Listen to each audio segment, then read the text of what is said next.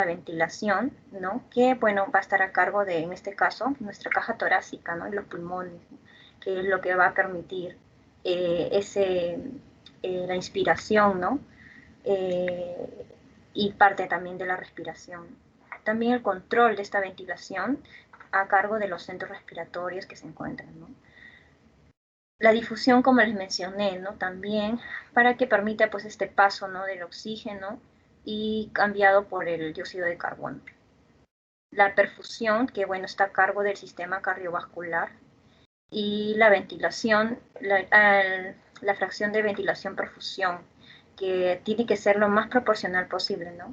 Cuando hablamos de una correcta ventilación-perfusión, pues hacemos referencia a un valor que es la unidad, ¿no? Si hablamos de valores, ¿no? Tenemos que diferenciar lo que es la ventilación de la respiración, donde pues esta ventilación hace referencia a un proceso más mecánico, ¿no? Más mecánico, donde pues va a haber un ingreso y una salida de aire, ¿no? Pero la respiración en sí, pues hace referencia al proceso donde se va a dar el intercambio gaseoso. Y bueno, a nivel siempre, ¿no? De la membrana alveolo-capilar. Entonces, la insuficiencia respiratoria aguda, bueno, vamos a ver que va a haber una clasificación, ¿no? Cuando hablamos de insuficiencia respiratoria en general, puede ser crónica, aguda, ¿no? O una insuficiencia respiratoria aguda sobre crónica. Un ejemplo sería la exacerbación aguda del EPOC, ¿no? Avanzado, ¿no? Pero nosotros en esta oportunidad pues vamos a hablar de la insuficiencia respiratoria aguda. Entonces, en la insuficiencia respiratoria aguda, lo que va a pasar es que va a haber una alteración a nivel del intercambio gaseoso, ¿no? Y pues esto puede ser dado por diversas etiologías en realidad, ¿no?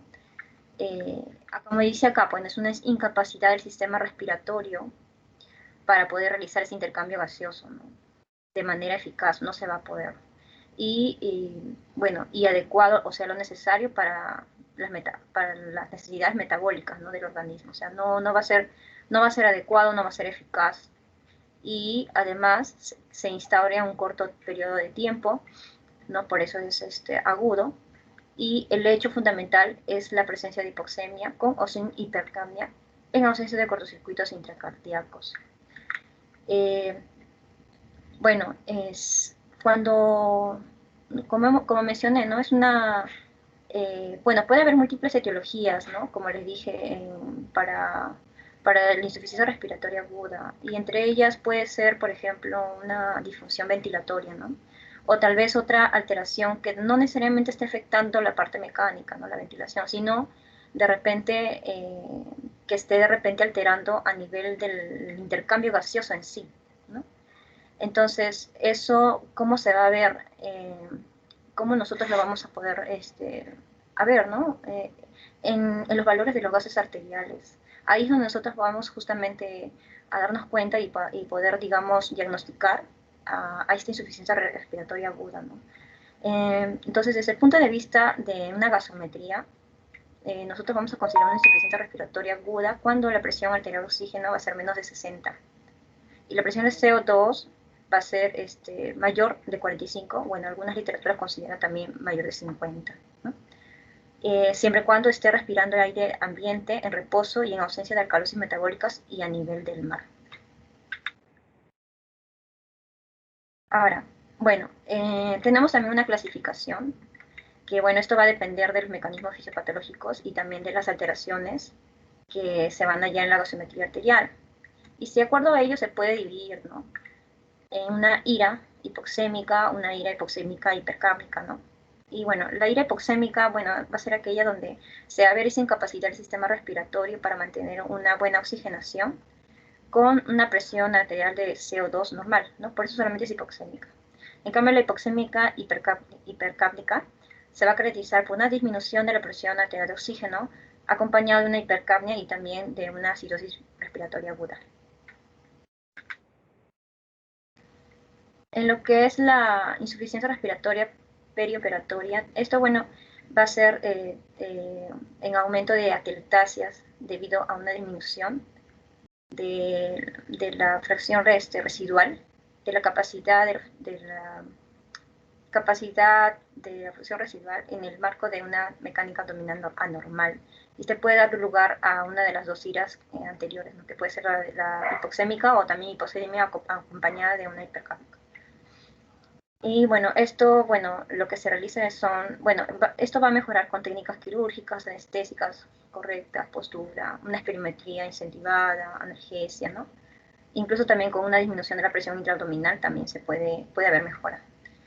También la otra clasificación es la insuficiencia respiratoria en el shock, ¿no? Esto, se va a presentar en aquellos pacientes que, han sido intubados y también han sido ventilados y en el proceso de resucitación por shock. Entonces, acá, el objetivo que para estos casos va a ser estabilizarlo con un intercambio gaseoso y descargar el trabajo de los músculos respiratorios para que reduzca su consumo de oxígeno. Y esa es la primera parte, doctora, en cuanto a lo que es la insuficiencia respiratoria aguda. Van a continuar mis compañeros. Gracias. Muchas gracias, doctora. Muy bien. ¿Quién continúe, por favor? Las preguntas al final de toda la exposición, por favor.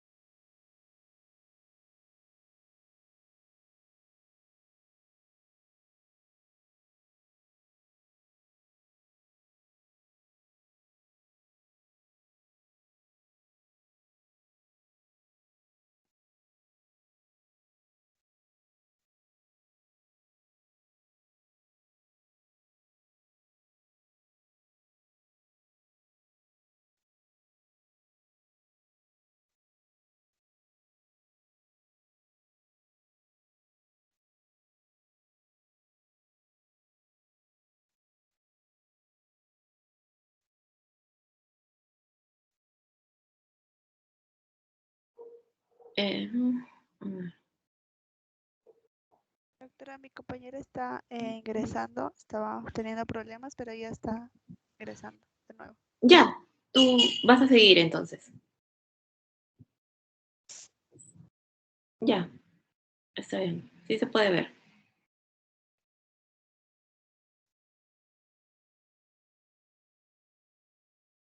Buenas tardes, disculpe, ¿se me puede escuchar?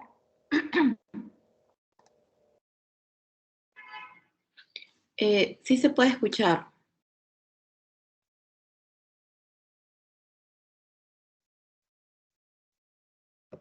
Yanes, ¿me puede escuchar? Sí, sí te escucha, Liz. Ya no se ve tu pantalla.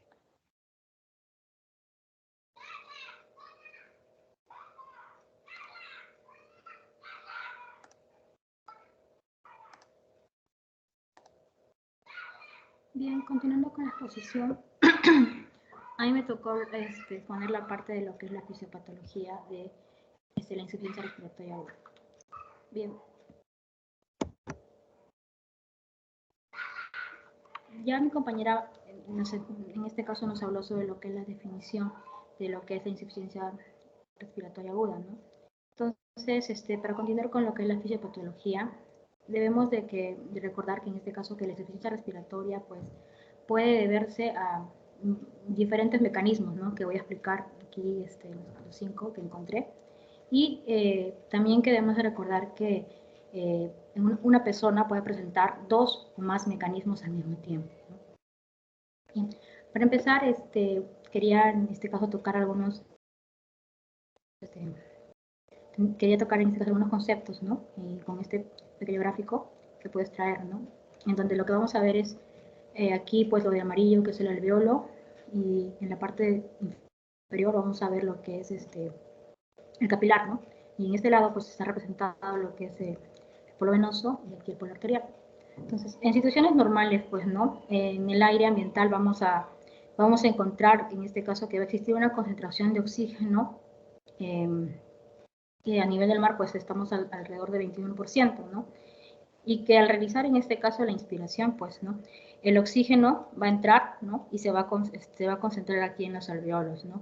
Y que justamente esta concentración de oxígeno en los alveolos lo que va a determinar un concepto que vamos a también utilizar para poder explicar los mecanismos, ¿no? Que en este caso es la presión alveolar de oxígeno, ¿no? Que es este. Bien, y esta cantidad también, pues, ¿no? De oxígeno que está aquí en el alveolo va a tener que pasar, ¿no? Atravesar en este caso y va a tener que pasar en este caso lo que es el capilar, ¿no? Entonces, el oxígeno que va a pasar del alveolo a lo que es el capilar, pues va a determinar aquí, ¿no? El oxígeno que llega a entrar aquí, esta concentración, pues va a llevar a determinar lo que es la presión arterial de oxígeno, que es justamente otro de los conceptos que también vamos a necesitar saber para poder entender los mecanismos que he podido encontrar, ¿no? Entonces, la presión arterial de oxígeno está representada en este caso como una expresión y con A minúscula, ¿no? La alveolar es con una mayúscula. Bien. Y ahora también otro concepto que también vamos a tocar en los diferentes mecanismos es la gradiente alveolar arterial, ¿no? Que básicamente, bueno, se la define pues que en este caso como una diferencia, ¿no? Entre lo que es la presión alveolar de oxígeno y la presión arterial de oxígeno, ¿no? Esta gradiente, ¿no? La gradiente alveolar arterial también pues se dice que es un indicador importante de lo que es la eficiencia de intercambio gaseoso pulmonar, ¿no? Y se dice que cuando existe una patología, ¿no? En este caso que puede interferir con lo que es el intercambio gaseoso, va a producir que esta gradiente de alveolo arterial pues se eleve, ¿no? Siendo que sus valores normales, bueno, difieren, ¿no? Pero hay algunos, en algunos sectores pues mencionan que el valor de esta gradiente normal, ¿no? Es de 10 a 15 milímetros de mercurio. Bien, y bueno, y en esta parte de la diapositiva pues son los mecanismos de insuficiencia respiratoria que les estaba comentando, ¿no? Que son 5. Voy a empezar a explicar uno por uno.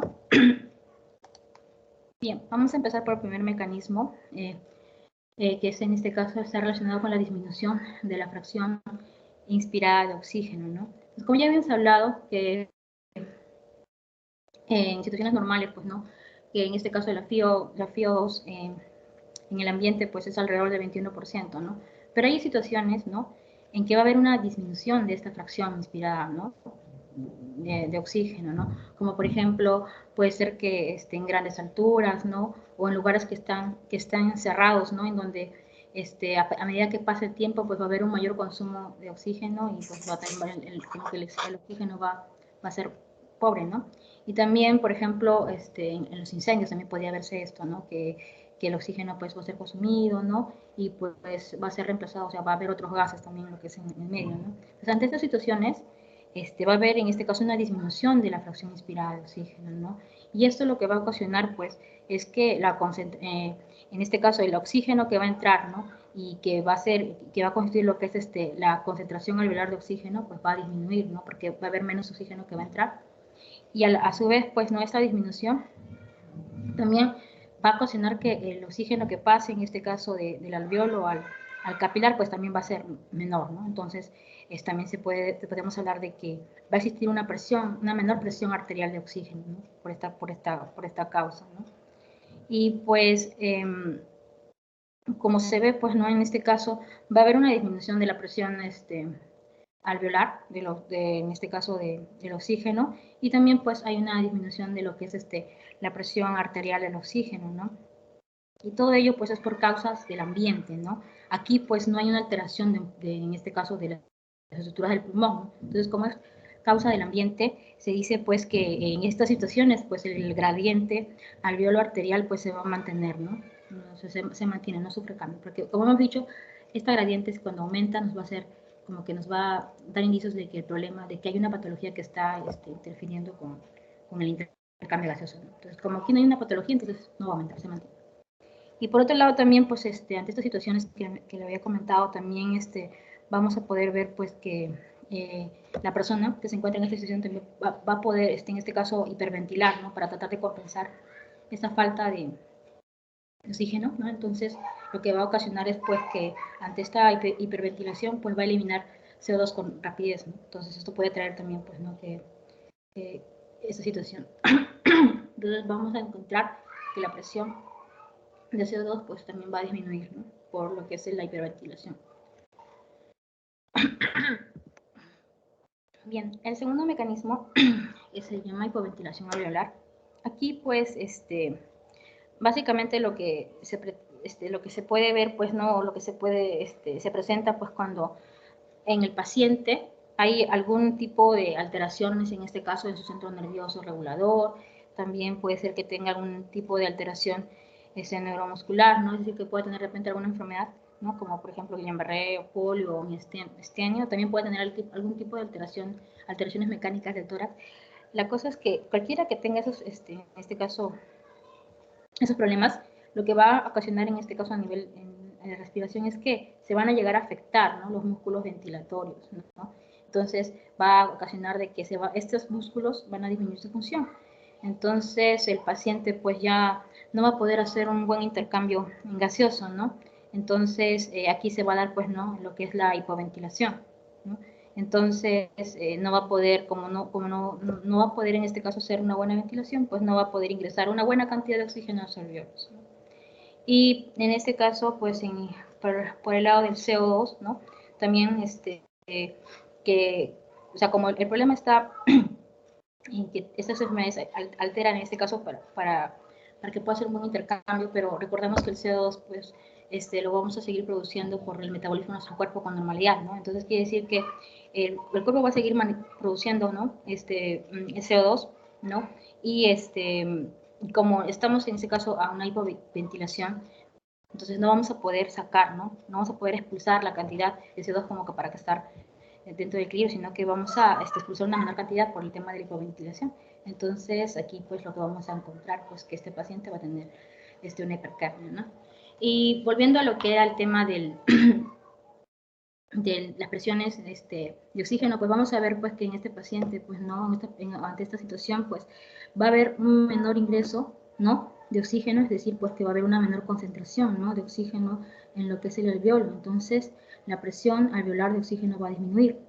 Y como acá hay menos, también lo que va a pasar del alveolo al capilar también va a ser menor y la concentración también acá de oxígeno también va a ser menor, entonces también se dice que la presión arterial de oxígeno también disminuye. Entonces, vemos que si ambos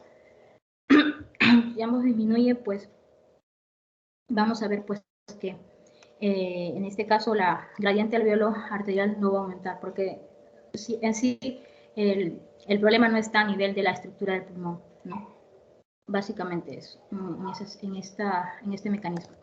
El siguiente mecanismo es la alteración de la difusión, ¿no?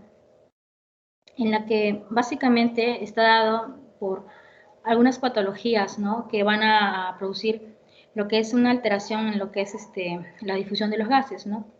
Como por ejemplo en aquellas pues, ¿no? Que puedan ocasionar, ¿no? Que haya un engrosamiento.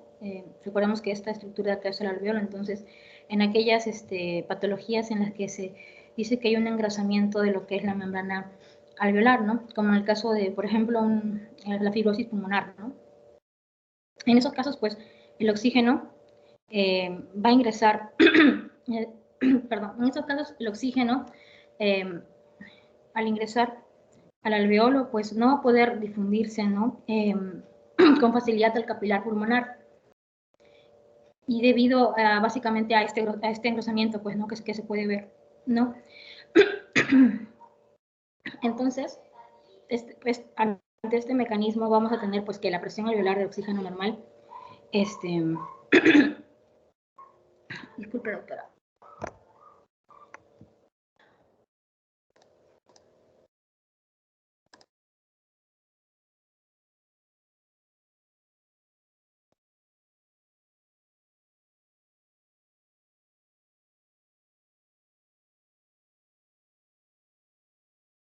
Disculpe, doctora, voy a volver a proyectar. Ya, no hay problema. Sí, estoy un poco fónica y me estaba irritando la garganta.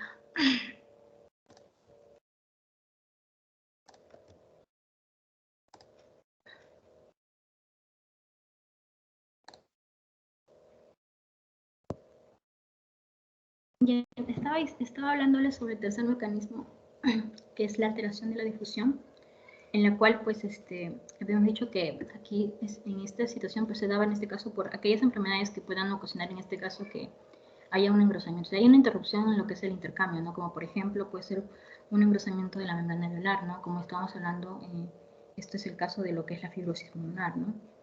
Entonces, en estos casos, lo que vamos a ver, pues que el oxígeno que va a entrar, o sea, el oxígeno va a tratar de entrar de manera normal, ¿no? Al alveolo. Disculpe, doctora, un momento, están haciendo bulla por aquí.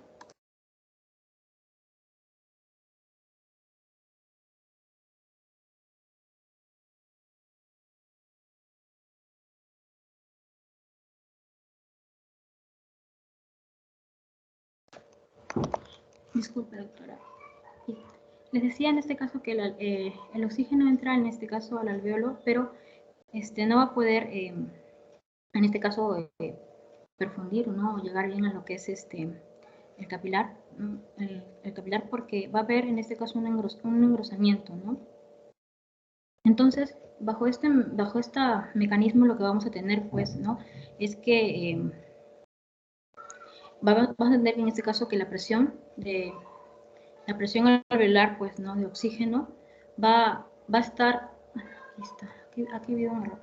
La presión alveolar va a estar normal, aquí ha habido un error. Va a estar normal, ¿no? Porque el oxígeno sí está ingresando al alveolo, ¿no? Con normalidad, pero que por el problema en que estaba mencionando, ¿no? Que en este caso que estaba engrosado, pues este oxígeno no va a poder pasar con facilidad, ¿no? Y a lo que es al capilar, entonces va a traer consigo lo que es una disminución de la presión arterial, ¿no?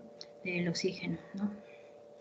Y como vimos, en este caso sí había, en este caso, un daño, ¿no? O una alteración en la estructura, y por eso es que en este caso, pues, va a haber, ¿no? En este caso, una alteración del gradiente alveolo arterial, ¿no? Entonces, en este caso vamos a encontrar que el paciente va a tener este gradiente, pues, aumentado. Básicamente era eso. Y en el siguiente mecanismo, el cuarto mecanismo, que es el cortocircuito, ¿no? El izquierdo o el Schur. Básicamente este mecanismo nos dice, pues, ¿no? De que se da, bueno, básicamente, ¿no? Acá tenemos lo que es el alveolo y en este caso el capilar, ¿no? Se da en este caso porque la sangre, ¿no? En este caso del extremo venoso, va a pasar, ¿no? Se podría decir, de frente, ¿no? De frente hacia el lado arterial, sin haber realizado intercambio gaseoso, ¿no? Entonces, se va a mantener, ¿no? Entonces, como por esta situación podríamos hablar, pues, ¿no? De que la presión arterial de oxígeno va a haber una disminución, ¿no? Porque obviamente no hay intercambio, entonces va a haber lo que es, en este caso, una disminución de lo que es la presión arterial de oxígeno, ¿no? Y básicamente bajo estas condiciones pues podríamos ver que esto se podría presentar pues en enfermedades congénitas, ¿no? En fístulas también arteriovenosas, ¿no? Y volviendo un poco más a lo que es la patología, ¿no? Patología en este caso pulmonar que pueda ocasionar algo similar a lo que se muestra en este dibujito, pues vamos a tener que, va a haber en este caso patologías que podrían ocasionar esto, ¿no? ¿Por qué? Básicamente porque van a interferir con lo que es un adecuado intercambio gaseoso, ¿no? Como, por ejemplo, de repente, ¿no? Si el alveolo vamos a encontrar lo que esté lleno de algún tipo de sustancias, ¿no? Puede ser de repente que estén con sangre, como es el ejemplo que está aquí en el dibujo, ¿no? Que está lleno de sangre, o puede estar lleno de líquido, de pus o de moco, ¿no? Es decir, que va a existir en este caso algo, ¿no? un elemento que va a estar ocupando el espacio, ¿no? Alveolar, ¿no? Entonces, esta ocupación, pues lo que va a hacer es que se va, no va a permitir que pueda haber una adecuada perfusión, del alveolo, o sea, del oxígeno del alveolo al capilar, no va a haber una adecuada perfusión, ¿no? Entonces, esto va a ocasionar pues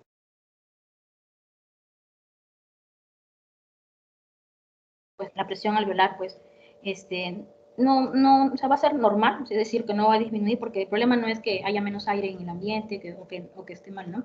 Sino que está bien, en este caso, el ingreso del aire al alveolo, pero que por problemas estos, en este caso, porque el alveolo se encuentra ocupado por alguna sustancia, pues vamos a ver que va a haber un adecuado paso del oxígeno, en este caso, hacia el capilar. Entonces, vamos a tener pues que aquí sí va a haber una disminución de lo que es la presión arterial de oxígeno, ¿no? ¿Por porque ante esta situación pues vamos a ver que va a pasar la sangre casi sin oxigenarse. Y como aquí sí hay una, en este caso, hay una alteración, hay una específica patología que ocasiona esto, pues vamos a ver que la gradiente alveolar arterial, pues vamos a encontrarla para este caso, pues aumentada, ¿no? Y bien, ya viendo el último mecanismo, que es el mecanismo, en este caso, de desequilibrio entre ventilación y perfusión. Aquí, bueno, en esta gráfica, lo que se va a mostrar, pues, van a ser tres cosas. Primero, en esta parte de acá, que está sombreada con... Primero, nos vamos a explicar un poquito de lo que es la gráfica. Vamos a encontrar, en este caso, la representación de una circulación, en este caso venosa, ¿no? Que está de gris. Después vamos a encontrar esta estructura que está representada, en este caso, de los alvéolos. Y la parte que está de rojito, pues es la sangre arterial. Entonces, en la primera situación, el primer dibujito, vamos a mostrar lo que es qué es lo que pasa en un shunt, ¿no? Aquí lo que vamos a ver, pues, es que va a haber, ¿no? O sea, hay una irrigación, ¿no? Hay una irrigación sanguínea que está adecuada, ¿no? Y que el oxígeno, pues, está pasando, ¿no? Pero que en este caso puntual, pues, no va a pasar este oxígeno a los capilares porque hay una obstrucción, ¿no? Hay una obstrucción ahí, ¿no? Entonces no va a haber un intercambio gaseoso, ¿no? Entonces esto es algo que se ve en este caso en lo que son shunt, ¿no? Y aquí pues va a haber una relación ventilación-perfusión, pues cero, ¿no? Que no va a haber nada de lo que es ventilación, ¿no? En una zona que sí está perfundida, ¿no? Y que por eso la sangre con CO2 pues va a continuar su camino, ¿no? Y va a pasar, como que se puede decir, pues de largo por el alveolo, ¿no? Y bien, en el gráfico de aquí el medio, vamos a ver pues lo que es la representación normal, ¿no? Entonces, sí, es una representación normal de cómo es que sí se da, ¿no? Entonces aquí vamos a ver pues, ¿no? Que el aire ingresa, o en este caso el oxígeno ingresa, y hay una adecuada en este caso perfusión, y pues se oxigena lo que es se oxigena la sangre venosa, ¿no? Y aquí, en este gráfico, lo que vamos a ver es aquí ya cuando, si bien es cierto, hay un adecuado ingreso, ¿no? De lo que es el oxígeno, ¿no? Al alveolo, porque se puede ver aquí que no hay problema a nivel de lo que es la vía aérea, ¿no? Pero el problema está en que vamos a encontrar que aquí vamos a ver pues que va a haber una obstrucción en lo que es la circulación, ¿no? Acá puede ser que aquí hay un trombo, ¿no? Que esté en este caso interfiriendo con el pasaje, en este caso de lo que es la irrigación, ¿no? Entonces, pues, se dice pues que en estos casos cuando hay pasaje de aire, ¿no? En este caso del oxígeno, y hay una interrupción, o no se puede en este caso hacer lo que es el intercambio porque hay un problema en este caso y a nivel de la circulación, pues estaríamos ante un caso de un espacio muerto, ¿no? Aquí pues hay un desperdicio, se puede decir, pues, ¿no? Que del aire que se ha inspirado, ¿no? Y que no ha sido en este caso utilizado, ¿no? En este caso para pasar, en este caso, de lo que es una circulación venosa a una circulación arterial, pues en lo que es el oxígeno. Y aquí, pues, lo que vamos a poder ver en este espacio muerto, pues, es que el índice de ventilación y perfusión, pues, va a modificar.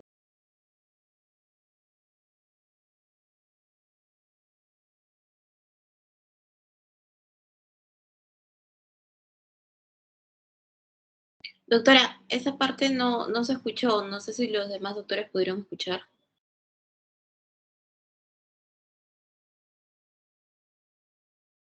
No se escuchó, se fue el audio un momento. ¿No se escucha? ¿Hasta dónde se me escuchó Hace un poquito nomás se ha cortado. Está muy rico. ¿Se ven mis diapositivas ahora? ¿Se ven mis diapositivas, chicos? Sí se ven. Ah, ok. Ya, lo que estaba diciendo es que estos eran los 5 mecanismos. Y en este quinto mecanismo, básicamente, el que había mostrado también era lo que es Bueno, un poquito para hablar solamente, para terminar esto, ya habíamos hablado sobre esto, solamente decir que en este mecanismo, pues, lo que vamos a encontrar es que lo que es la presión en relación a lo que es el CO2, pues, esto va a estar, pues, puede estar normal o puede estar alterado, ¿no? Es que la ponemos como si fuera variable. Bueno, esos serían los 5, en este caso, mecanismos que pueden explicar lo que es la insuficiencia respiratoria, doctora. Y eso es todo en cuanto a la posición. Va a seguir mi compañero con manifestaciones. Gracias. Gracias, doctora. Gracias. Sí, el siguiente, por favor.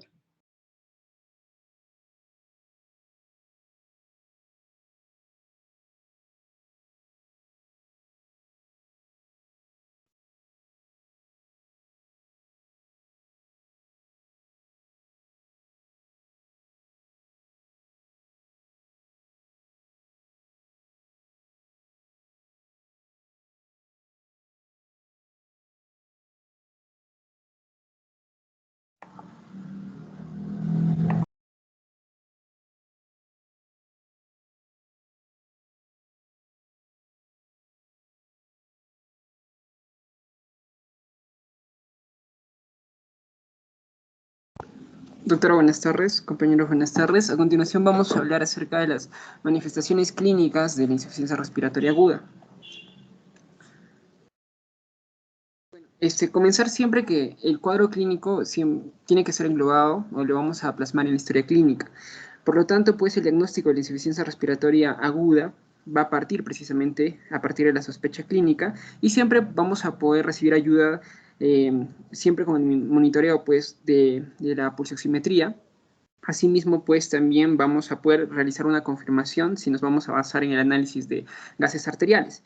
Pero el cuadro clínico de la insuficiencia respiratoria pues va a derivar en realidad de la enfermedad base. Existen causas frecuentes de la insuficiencia respiratoria que van a ser de este tipo, dependiendo, pues pueden ser si existe una enfermedad primaria como que afecta al sistema nervioso central, enfermedades cardiovasculares, enfermedades que afectan a las vías aéreas respiratorias pues, superiores o inferiores, y dependiendo, pues esta enfermedad base se van a presentar determinadas manifestaciones clínicas, pero siempre va a existir manifestaciones comunes como cuadros de hipoxemia que se pueden plasmar en estados de cianosis, por ejemplo. Es por esta razón que siempre vamos a requerir de una cuidadosa historia clínica y también de un examen físico completo. Para esto muchas veces se debe comenzar analizando los antecedentes y es por eso que se ha planteado una mnemotecnia donde se comienza evaluando pues si nuestro paciente previamente presenta alergias, principalmente a determinados medicamentos, si es que presenta medicación previa, ya sean medicamentos prescritos o no prescritos que el paciente puede ir tomando regularmente. De igual forma, una historia médica pasada. ¿Por qué? Porque nos va a permitir determinar si existen problemas médicos significativos, por lo cual nuestro paciente podría estar recibiendo cuidados médicos, donde también tenemos que evaluar obviamente si existen cirugías previas. La última comida, sobre todo en pacientes pues, que potencialmente requieran de una intubación endotraqueal o tengan pues, riesgo de broncoaspiración.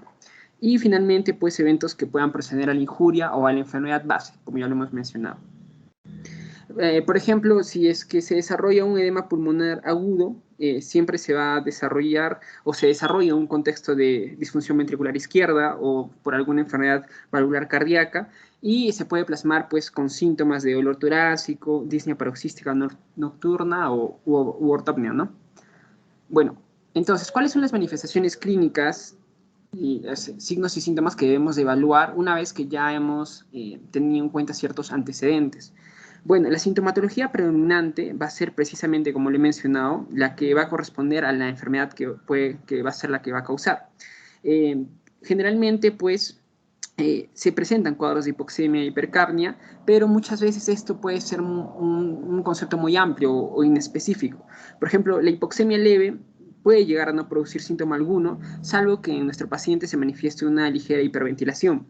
Si esta hipoxemia ya es un poco más acusada, pues pueden aparecer síntomas y signos como cianosis, la cefalea, una desorientación temporoespacial, descoordinación motora, una disminución, por ejemplo, de la capacidad intelectual, que se puede manifestar como una bradipsiquia.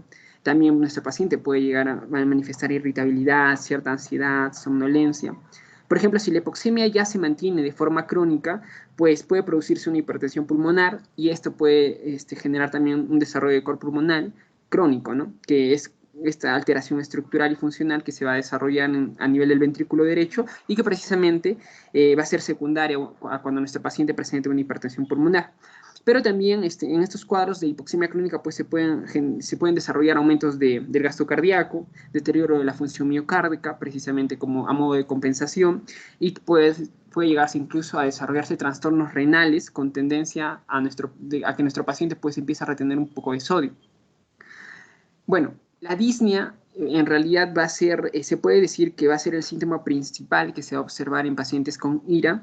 Y como sabemos y como lo hemos repetido muchas veces en semiología, pues nuestro paciente nos lo puede manifestar en realidad como, doctor, tengo dificultad para respirar, siento que tengo un acortamiento de la respiración, sensación de falta de aire.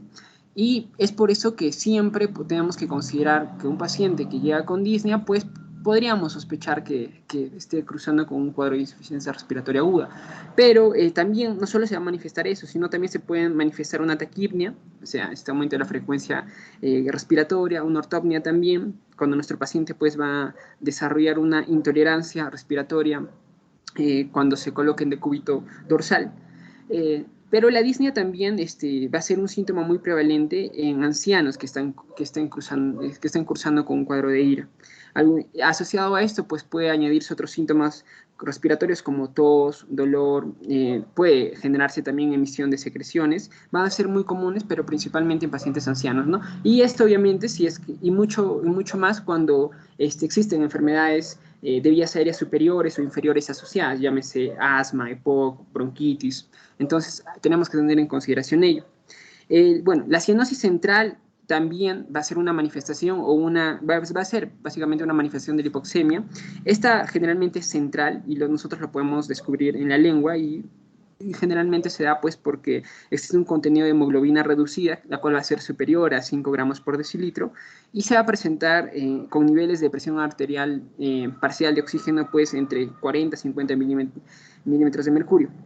La hipercapnia también se puede manifestar, pero se menciona que muchas veces no puede producir síntomas, salvo que nuestro paciente esté experimentando cierta somnolencia, cefalea, sensación de abotargamiento, por ejemplo, un temblor distal, y ya si hay hipercapnia y si hay variaciones en el equilibrio ácido-base de nuestro paciente, se menciona que en múltiples ocasiones también puede presentarse obnubilación en él o incluso podemos llegar a un coma hipercápnico si es que no se trata a tiempo. Entonces, la hipercapnia también va a ser una de las manifestaciones muy comunes. Pero añadido a esto vamos a también encontrar las sibilancias, por ejemplo, que principalmente van a ser producidas por la obstrucción de las vías respiratorias y cuando estas van a estar asociadas pues, a broncoespasmos o espasmos de la musculatura lisa respiratoria. Y esto se va a dar generalmente cuando las causas de esta insuficiencia respiratoria pues, van a ser alteraciones en los alvéolos o vías aéreas inferiores, como el asma, el EPOC, ¿no? Entonces también se pueden presentar sibilancias. Pero como lo he mencionado, muchas veces va a depender de la enfermedad base que va a estar asociado, que va a llevar precisamente a esta insuficiencia renal aguda. También puede presentarse tos, por ejemplo, que básicamente es el reflejo del sistema respiratorio por una irritación que se va a dar a nivel de la mucosa. También puede haber alteraciones en la saturación de oxígeno, pero nosotros siempre tenemos que tener un pulsoxímetro a la mano y entonces nosotros pues podemos traducirlo una disminución por debajo del 90 en los casos de IRA ya nos podría ir indicando el cuadro que está cursando nuestro paciente. También puede presentarse algunas alteraciones del sistema cardiovascular, las cuales se pueden manifestar, por ejemplo, con taquicardias, con arritmias cardíacas. Esto principalmente si es que las causas que generan esta insuficiencia respiratoria aguda pues son de origen cardiovascular, ¿no? Una insuficiencia cardíaca, un tromboembolismo pulmonar, por ejemplo.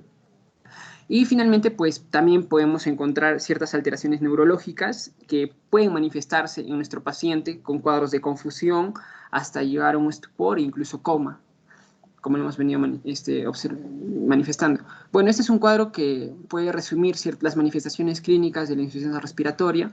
Estas van a ser las manifestaciones de la hipoxemia y bueno, las de origen neurológico, las de origen cardiovascular, como hemos visto, pues la taquicardia, la bradicardia, las arritmias cardíacas. Esto si es que la enfermedad base obviamente pues es de origen cardiovascular, si es de origen neurológico, pero tenemos que tener en consideración que enfermedades como la obesidad, la cifoescoliosis, un tórax inestable, una distrofia muscular también va a llevarnos a un cuadro de insuficiencia respiratoria aguda. Incluso pues, enfermedades en la médula, por ejemplo, un síndrome de Guillain-Barré va a generar un cuadro de insuficiencia renal aguda. Entonces, la manifestación clínica va a depender en múltiples ocasiones de la enfermedad base a la cual nos estamos enfrentando.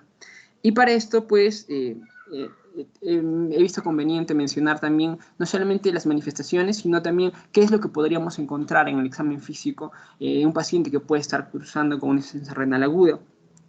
Por lo tanto, esto debe estar principalmente orientado a evaluar pues, las regiones cardiorrespiratorias, siempre el tipo de ventilación, no debemos descuidar obviamente el examen general y principalmente debemos de ir buscando los signos que nos puedan ir prediciendo pues, una insuficiencia respiratoria inminente que pueda estar atravesando a nuestro paciente. Por ejemplo, los signos vitales. Generalmente en insuficiencia renal aguda inicial, o sea, cuando está iniciando, pues puede existir una taquicardia leve, una taquipnia, una hipertensión leve también se puede estar manifestando. Cuando es una insuficiencia renal hipercápnica, por ejemplo, una insuficiencia respiratoria, perdón, aguda, de tipo hipercápnica, pues va a haber hipoventilación. Si se puede presentar, si nuestro paciente pues presenta fiebre, se puede sospechar de alguna infección o alguna tromboembolia pulmonar que podría estar generando precisamente esta insuficiencia respiratoria. En casos, en la piel, por ejemplo, ¿qué es lo que vamos a observar? La cianosis es lo que nos va a revelar, obviamente, un cuadro de hipoxemia, pero también si es que nuestro paciente va a estar experimentando, por ejemplo, una sudoración profusa, tiene la mucosa oral, pues, es reseca, puede generar o puede darnos indicios de que nuestro paciente esté atravesando un cuadro de insuficiencia respiratoria aguda, también acompañado de un aleteo nasal, por ejemplo. En el cuello, ¿qué podemos observar? Nuestro paciente va a empezar, cuando va a estar cursando este cuadro, pues puede estar empezando a emplear pues, los músculos accesorios para poder respirar mejor. La irritación yugular, que se va a dar en cuadros de insuficiencia cardíaca congestiva, por ejemplo, también va a ser un signo muy importante. O cuando se está realizando un neumotórax a tensión, un taponamiento cardíaco, por ejemplo. Así que va a ser muy importante evaluar el cuello. Con respecto a los pulmones, pues puede manifestarse sibilancias o una disminución del murmullo vesicular cuando existen, por ejemplo, enfermedades de vías aéreas inferiores asociadas a este cuadro de insuficiencia respiratoria aguda, por ejemplo, en cuadros de asma o en cuadros de EPOC, por ejemplo. También se puede escuchar pues, ruidos bronquiales al momento de la auscultación, crepitantes, cuando está atravesando una neumonía y es precisamente esta la que está causando esta insuficiencia respiratoria. En el corazón, ¿qué podemos encontrar? Bueno, se manifiesta que en el corazón lo que nosotros comúnmente podemos escuchar va a ser el tercer ruido o este ruido de galope. Y es precisamente esta la que se va a manifestar cuando la enfermedad base, por ejemplo, es una insuficiencia ventricular izquierda. También se puede llegar a escuchar soplos cuando existen problemas vasculares, por ejemplo, ruidos cardíacos disminuidos, puede ser muy común. En el abdomen, en múltiples ocasiones, pues se ha visto que se puede manifestar una hepatomegalia, puede haber ascitis, puede haber un reflujo hepatoyugular cuando se da una insuficiencia cardíaca congestiva principalmente, que es la que podría estar causando esta insuficiencia respiratoria secundaria, ¿no? Y en las extremidades, pues el edema. El edema principalmente se puede manifestar cuando se está cruzando una insuficiencia cardíaca derecha o cuando se está desarrollando un cor pulmonar, por ejemplo, que es la que podría estar ocasionando esta ira. Y finalmente, pues el estado mental también tiene que ser evaluado, porque nuestro paciente muchas veces puede llegar con cierta agitación o cierta inquietud precisamente porque no puede respirar de manera adecuada. Incluso puede generarse una somnolencia progresiva cuando se está desarrollando una hipoxemia y como hemos visto, pues puede desarrollarse un coma hipercápnico, ¿no? Y bueno, esto sería todo con respecto a las manifestaciones clínicas, doctora, y bueno, también con el examen físico. Muchas gracias. Muchas gracias, doctor. ¿Quién sigue, por favor?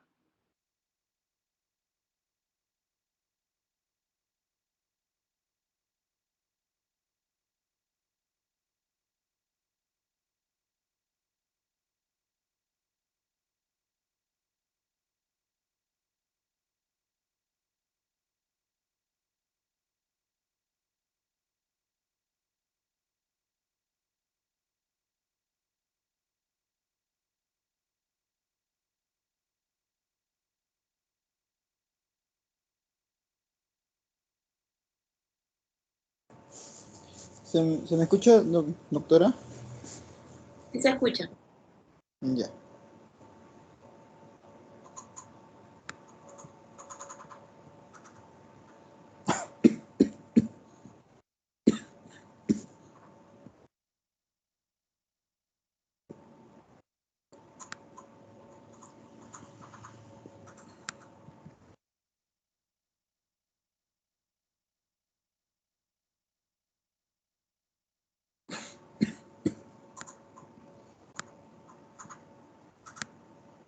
Ya.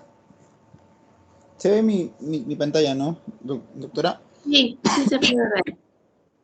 Ya. A ver. Habíamos tocado la parte del diagnóstico de la insuficiencia respiratoria aguda. Para hablar sobre el diagnóstico tenemos que tener cinco puntos muy importantes, que son los antecedentes personales, el tratamiento farmacológico y no farmacológico del paciente, los factores de riesgo, los factores desencadenantes de la insuficiencia respiratoria y el examen físico. Ahora, para el diagnóstico hay que primero hacer una evaluación de la oxigenación. El monitoreo de esta variable se puede hacer en forma discontinua o con determinación de gases arteriales o continua mediante oximetría de pulso como valores limítrofes a obtener con suplencia de oxígeno. Se aceptan que la saturación arterial de oxígeno sea mayor al 90 o hasta el 92%. Y la presión del oxígeno mayor a 60 milímetros de mercurio. Después tenemos la evaluación de la ventilación. El monitoreo de la ventilación se realiza mediante la toma de gases arteriales, procedimiento invasivo e intermitente o por el registro continuo de CO2. Expirado medido por un capnógrafo. Ahora, anteriormente, un nivel aislado de la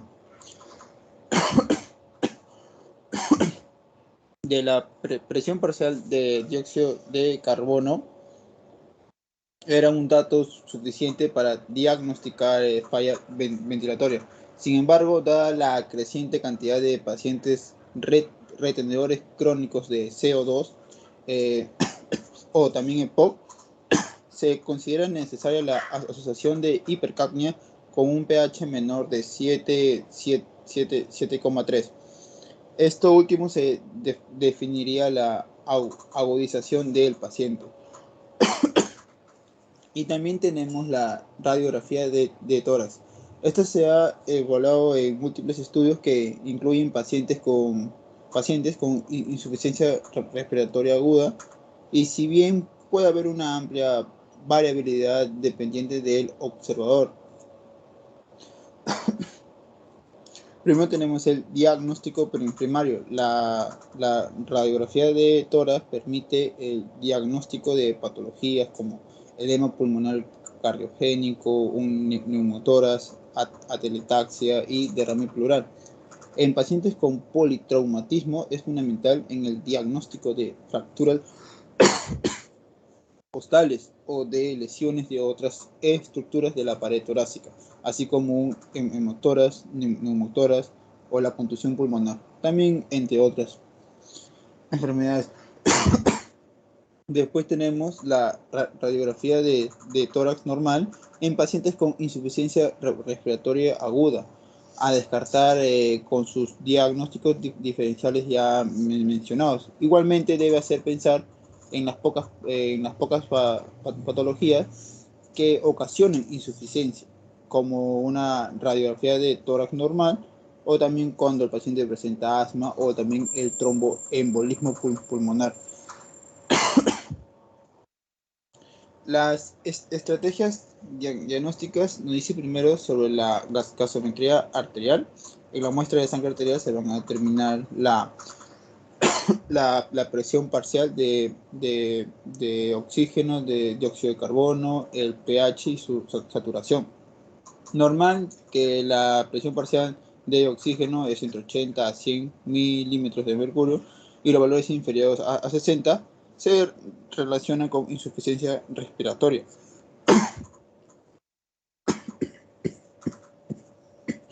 La gasometría arterial logra detectar hipercapnia. La presión parcial de dióxido de carbono superior a 45 milímetros por mercurio. Y el pH informa la situación del equilibrio ácido básico. Después tenemos la pulsiosimetría, la saturación de oxígeno menor de 90%. Después vamos a tener la radiografía de tórax. Si hay atrapamiento aéreo, el asma, el EPOC agudizada, los infiltrados parenquimatosos difusos, como edema agudo de pulmón, opacidades pulmonares localizadas, como la atelectasia, como la neumonía, y los trastornos extrapulmonares, como el neumotórax, deformidades de la caja torácica. Después tenemos el electrocardiograma, que presenta alteraciones que sugieren presencia de esta arritmia. Después tenemos la TAC, la tomografía computarizada, que es sospecha de embolismo pulmonar. Y por último, la fibrobroncoscopía, que es en caso que las imágenes radiológicas no sean muy claras.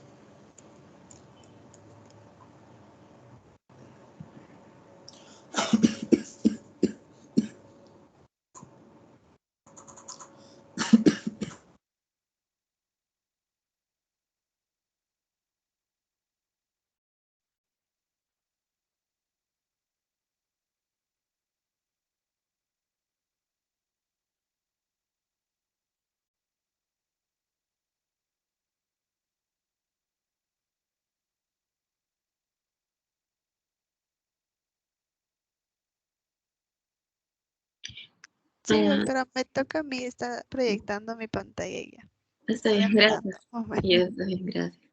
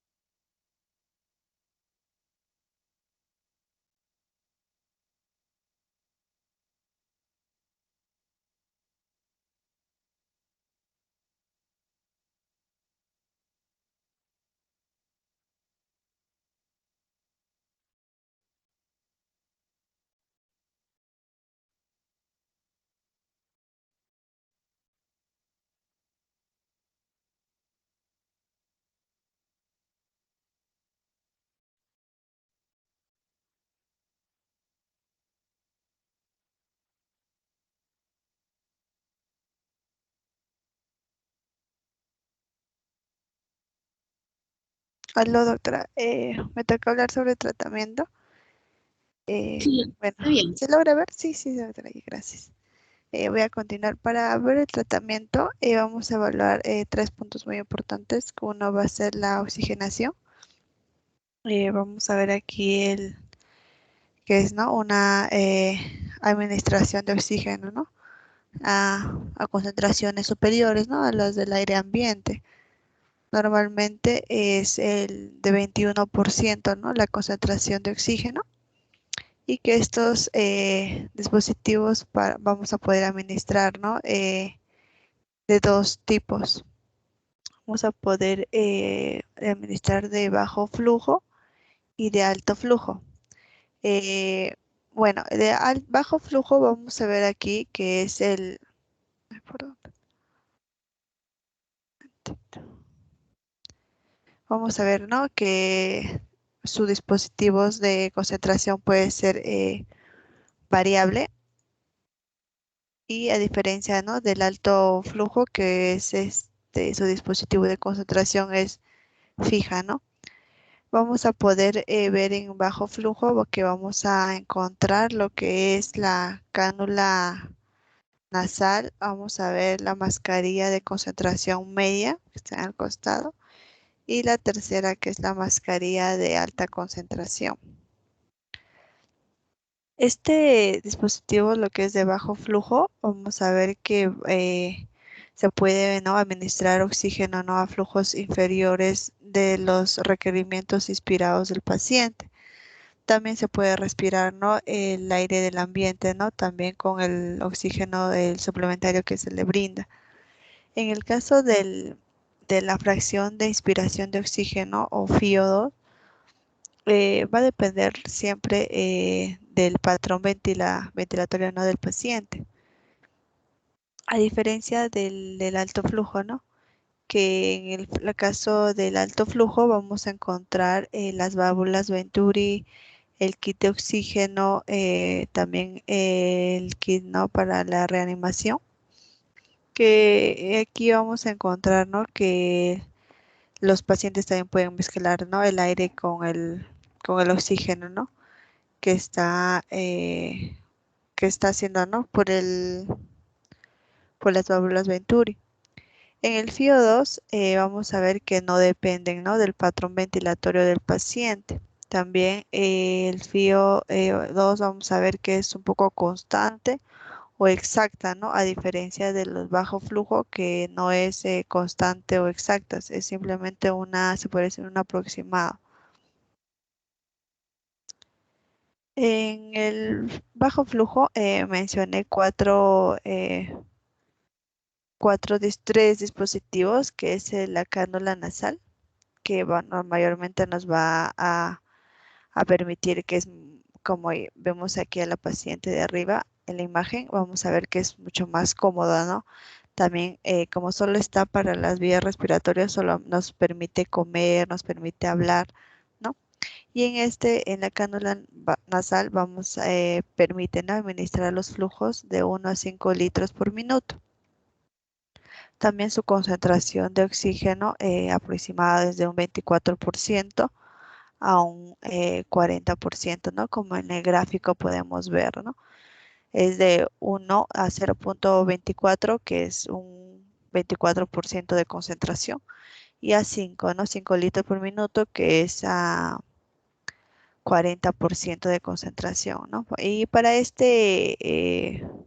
único requerimiento que vamos a necesitar es que las vías aéreas, ¿no? estén libres de obstrucciones. En el caso de la mascarilla de concentración media, vamos a ver que tienen como una tipo mascarilla, ¿no? que no que no conviene mayormente usar, ¿no? Cuando el paciente tiene las zonas nasales, ¿no? que tienen una obstrucción, ¿no? También es muy ajustada, es un poco más incómoda para el paciente, ¿no? Y como está colocada tanto la nariz y la boca, no permite comer ni beber como la cánula nasal, ¿no? También aquí nos permite, ¿no? Unos flujos de 5 a 8 litros por minuto. Vamos a ver que en el cuadro, ¿no? La mascarilla simple de 5 es a 40%, ¿no? Y 8 es a 60% de concentración. En el caso de las mascarillas,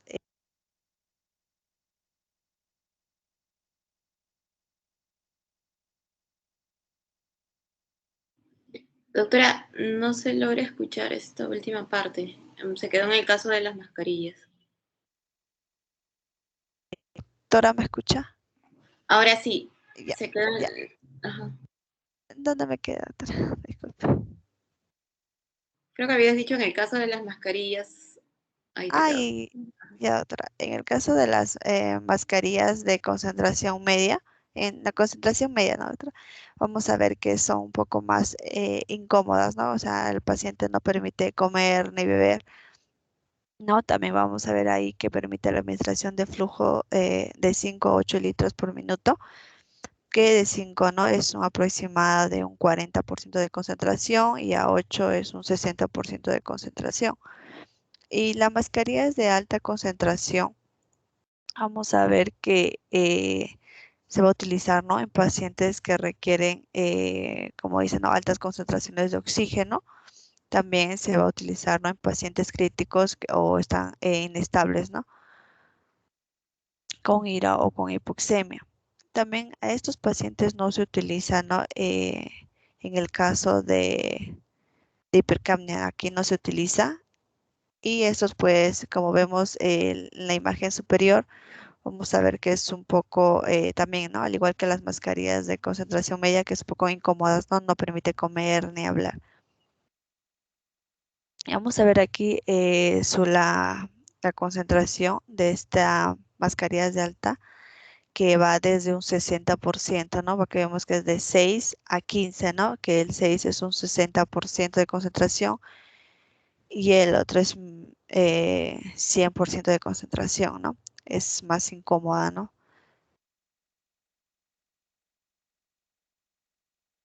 En, en el alto flujo vamos a encontrar lo que es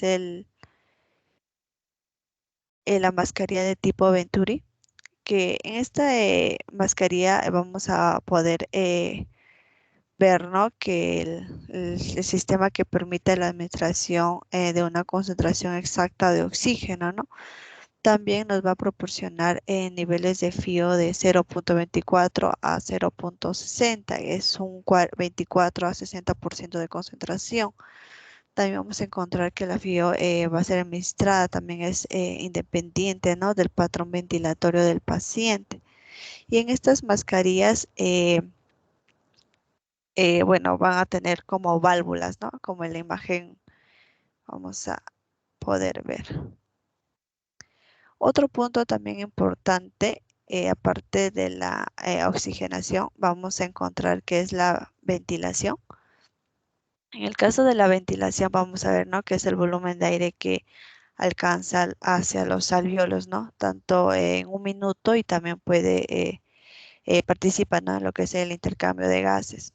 Aquí vamos a encontrar lo que es la ventilación mecánica no invasiva y la ventilación mecánica invasiva. Aquí en la imagen vamos a ver que vamos a ver la ventilación mecánica no invasiva. Vamos a ver que existen acá la oronasal, como en la imagen superior, el ELMEC y el facial total, ¿no? En el caso de, en estas indicaciones, ¿no? De ventilación mecánica no invasiva, vamos a poder usar sí o sí en los pacientes que tienen una hipercapnia por exacerbación de EPOC.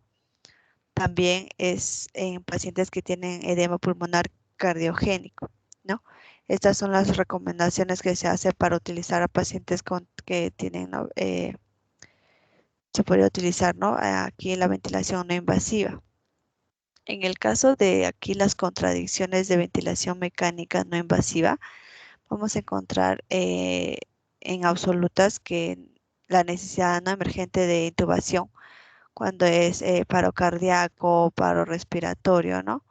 En caso que son relativas, cuando los pacientes tienen encefalopatías severas, ¿no? Con claustrum menor a 10, o también pueden tener, ¿no? Hemorragias digestivas altas, traumatismo o deformidad facial. Por ejemplo, cuando una persona esté quemada, ¿no? Vamos a ver que no se le puede practicar, por ejemplo, el ELMEC porque le puede dañar el rostro o lo puede apretar mucho y le puede dañar, ¿no? Entonces, en estas ciertas eh, indicaciones no vamos a poder utilizar, ¿no? La técnica lo que es no invasiva. En el caso de la ventilación invasiva, vamos a poder observar, ¿no?, que el suministro de presión positiva a los pulmones a través de un tubo endotraqueal, ¿no?, o de una traqueotomía. Vamos a poder mezclar la determinada del aire, se envía por las vías respiratorias y luego fluye, ¿no?, hacia los alvéolos. Para esta ventilación invasiva vamos a ver algunas indicaciones que vamos a poder observar aquí para pacientes no con paro cardíaco o respiratorio, pacientes que tienen acidosis respiratorias agudas o que estén con una hipoxemia refractaria, ¿no? También que está un paciente en un estado mental severamente deprimido, ¿no? O esté en una incapacidad de eliminar secreciones respiratorias, también se usa. O también unos pacientes que estén con taquimia o braquimia, ¿no?, con fatiga respiratoria o paro inminente. En el caso también otro punto es etiológico. Vamos a poder aquí observar, ¿no?, la etiología de que siempre siempre tenemos que tratar, ¿no?, la causa de la insuficiencia respiratoria. Aquí vamos a poder ver la etiología de la insuficiencia respiratoria aguda de la hipoxémica. Vamos a poder ver la resonancia, ¿no?, de los rayos de tórax con pulmones claros normales, cuando es un EPOC, ¿no?, un broncoespasmo o un tromboembolismo. También vamos a ver cuando la resonancia de tórax está con opacidad, ¿no?, pulmonar localizada. Vamos a ver aquí la neumonía, atelectasia o una aspiración, ¿no?, o infarto pulmonar. También en la imagen superior vamos a ver, ¿no?, la resonancia de tórax con opacidad pulmonar difusa, los pacientes que tienen, ¿no?, edema pulmonar, la neumonía difusa, ¿no? Y la resonancia de tórax no con patología extraparenquimatosa, pacientes que tienen, ¿no?, neumotórax, un derrame pleural, un tórax inestable, ¿no?, también entre otros. En el caso de en la etiología de insuficiencia renal aguda en hipercapnia, vamos a ver, ¿no?, la hipoventilación, que va en dos, ¿no?, la disminución del impulso respiratorio, que es sobre la sobredosis, encefalitis, y entre otras, ¿no? Vamos a ver también los trastornos neuromusculares, ¿no?, o de la caja torácica, como la distrofia muscular, también la esclerosis lateral, ¿no?, y entre otras.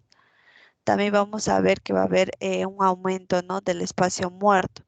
Esto pasa en los pacientes que tienen EPOC o asma severa, ¿no?, o una enfermedad pulmonar o vascular, ¿no?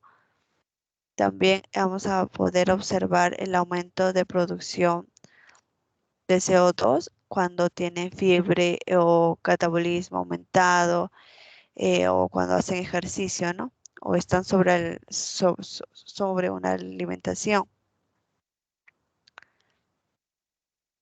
En el caso de pronóstico, vamos a ver que sin tratamiento inmediato, ¿no?, muchas personas con insuficiencia respiratoria aguda puede causar la muerte, no pueden morir.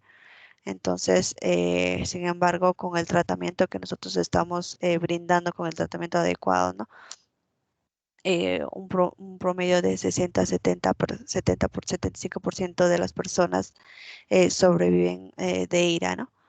También vamos a ver que las personas que responden con rapidez al tratamiento van a poder recuperarse, ¿no?, mucho más rápida, ¿no?, de algunas anomalías pulmonares también que son a largo plazo. Y algunas personas, ¿no?, cuyos tienen algún tratamiento prolongado, ¿no?, con un ventilador o una máquina que les pueda ayudar a extraer el aire, ¿no?, en los pulmones, son más propensas a poder desarrollar, ¿no?, fibrosis pulmonar. Muchas personas también pierden mucho peso y masa muscular durante la enfermedad también, y la rehabilitación en el hospital puede ayudarle, ¿no?, a recuperar su fuerza e independencia.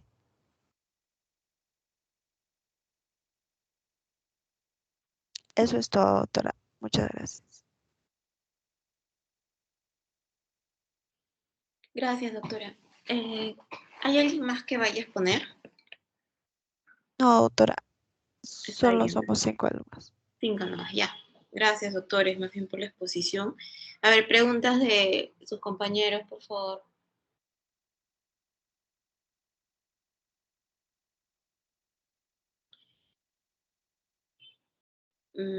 Preguntas. Entonces, ¿qué es insuficiencia respiratoria para los que han estado escuchando la exposición? ¿Qué es insuficiencia respiratoria? ¿Cómo la han definido?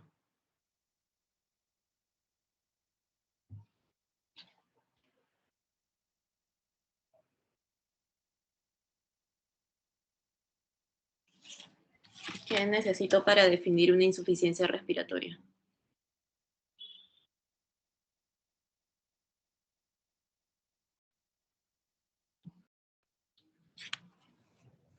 Doctora, ¿se me escucha? Sí. Bueno, para identificar una insuficiencia respiratoria, doctora, es necesario saber la presión arterial de oxígeno, ¿no? Por debajo de los 60 miligramos de mercurio, ¿no? Muy Y bien. a la vez, ¿Qué más? sí, doctora, y esto podría cursar, podría ser, puede haber o no puede haber una hipercapnia, ¿no? Hay dos posibilidades, una hipoxemia que podría desarrollar hipercapnia o no, ¿no? Y de acuerdo a ello se realiza el abordaje de la terapia también. Bien, entonces, está bien, doctor. Una insuficiencia respiratoria es porque hay una alteración de la función de intercambio y esto se va a ver reflejado en la gasometría, que la voy a tomar en un paciente que está en reposo, un paciente que está a nivel del mar y sin oxígeno suplementario. Le tomo y tiene una presión parcial de oxígeno menos de 60, eso es una insuficiencia respiratoria. La insuficiencia respiratoria, ese parámetro de menos de 60 es porque estamos a nivel del mar, pero si ustedes se van a altura y tiene 60, no necesariamente es insuficiencia respiratoria. Varía. Por eso yo les digo, estos parámetros es a nivel del mar. Lo otro es que hemos visto insuficiencia respiratoria, como ya dijo la doctora, aguda. O sea, está en horas, 72 horas, menos de 72 horas. El paciente no ha tenido mecanismos de adaptación, como podría ser una insuficiencia respiratoria crónica. En la crónica probablemente ya tengo al paciente con acropaquias, ya es un paciente que tiene una enfermedad de fondo. En cambio, en la aguda no suele ser así, a menos, como dijo ya la doctora, que el paciente tenga una insuficiencia respiratoria crónica de base y vino una neumonía, lo descompensó e hizo una insuficiencia respiratoria aguda, una reagudización, ¿no? Que podría tratarse de eso. Hemos visto los mecanismos 5 y de hecho que todos ellos van a responder bien al oxígeno, excepto cuál.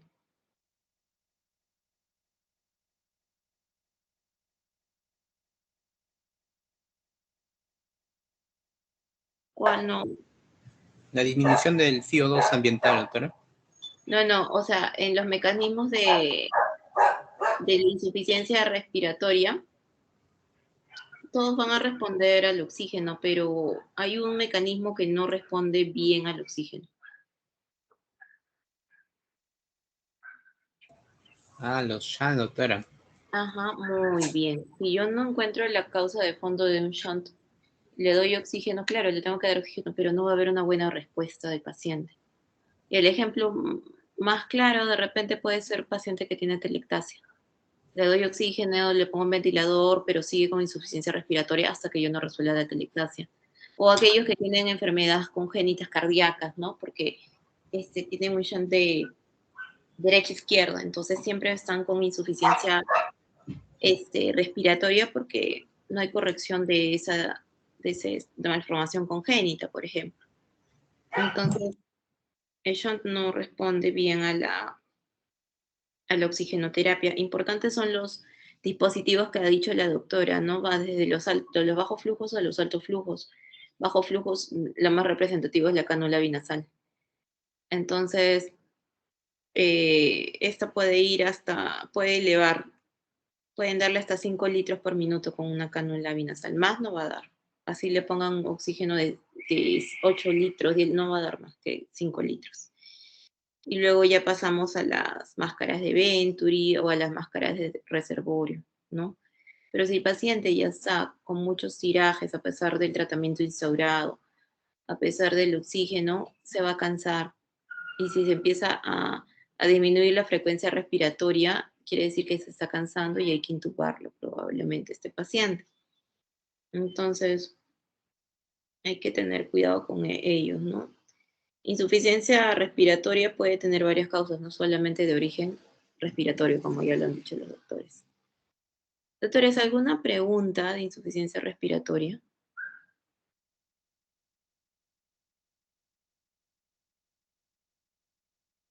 Acuérdense que de la gasometría puedo sacar los diagnósticos de desequilibrio ácido-base y de insuficiencia respiratoria. ¿Ya? Si no tengo una gasometría, pero tengo un oxímetro, si marca menos de 90% o 90% ya, probablemente esto se corresponde con 60 milímetros de mercurio de oxígeno parcial en sangre arterial. ¿Preguntas, doctores?